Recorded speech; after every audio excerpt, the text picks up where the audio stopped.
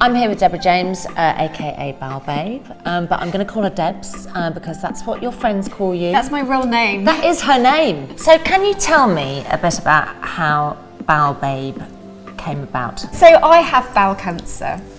I was diagnosed at the age of 35, so 2.5 years ago now. That's really young, isn't it? Really young, but not unusual. It's not as common as when the most common age to be diagnosed is over the age of 50 with bowel cancer. However, there's a growing trend of people under the age of 50, and I was one of them.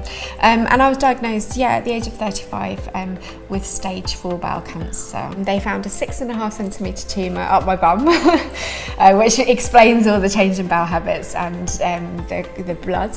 But they also found 7 tumours in my lungs. So yeah, so by the time it had spread, by the time it had been found, it had already spread around my body. So it is classified as metastatic bowel cancer.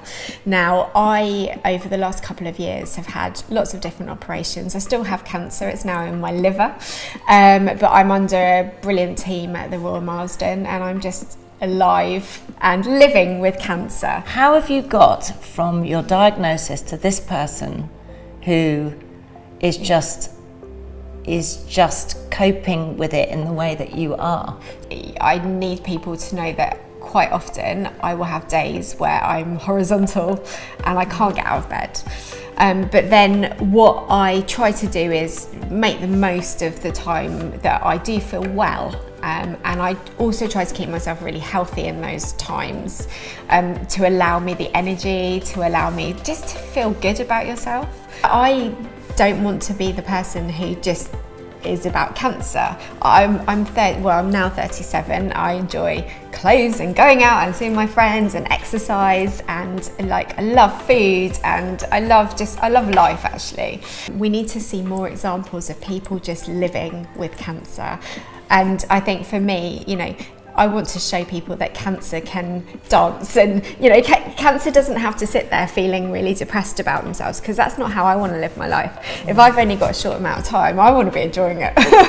So I'm going to be gutted if I have to, slide in sideways too early, but I'm planning on sliding in sideways at 90. I have a bit of a funny thing where occasionally I run so I'm treated at my local hospital, which is the Marsden, and I run there occasionally, which is about 8 kilometres. And Are you kidding me? No, but I've actually run to an operation before. Are you serious? Yeah, I'm absolutely serious. Do they love you? No, they'd be like, here, she's coming, I can see her out the window. They thought I was mad, because then I forgot that I was nil by mouth, so I couldn't have any water. And I turned up just going, oh, that was a bit stupid. But the whole attitude, I thought, you know what, I'm just about to go in for an operation to try to rectify some lung tumours. I'm not dead yet, so let's run. And I'm a bit competitive, so I said to my surgeon, I said, what's the quickest somebody got back running after an operation? And he said, it took somebody about 6 weeks to get to about 3K. What did you do? So I did 5K in 4 weeks. And he was just like, Deborah, you're mad. And I was like, yeah, I know. I bet he goes home and tells his wife, I've got the best patient ever, teacher's pet. Sometimes it's not going to make it worse to get up and do something. It actually just might make you feel better.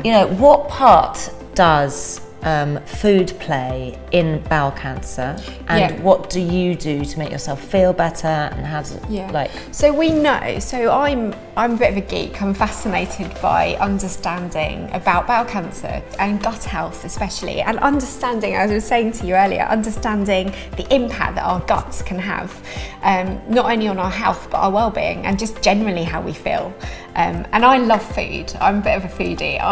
Food makes me happy. Yeah. There are stark facts out there that we can't run away from. And those stark facts are that actually we can reduce our risk. Yes, we can't protect ourselves from it, but we can absolutely reduce our risk of things like bowel cancer, and actually 13 types of other cancers as well, which is amazing, through living a healthy lifestyle. And what does that mean? Because I know about exercise, obviously. I'm passionate about that. Absolutely. And so is the rest of it food? So the rest of it is not just food, it's things like not smoking, it's things like reducing our alcohol intake, but it's also very importantly having a really healthy diet. And part of that, there is a massive link between fibre or lack of fibre and an increased risk, a significantly increased risk of bowel cancer. And we know that link exists.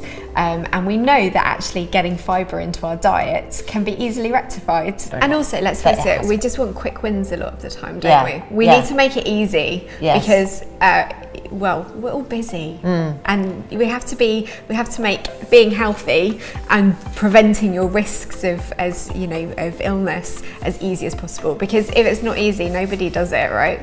And gut health is such a sort of buzzword at the moment. Often there's a new buzzword for sort of, 2019, and 2019 is definitely gut health. But what is gut health?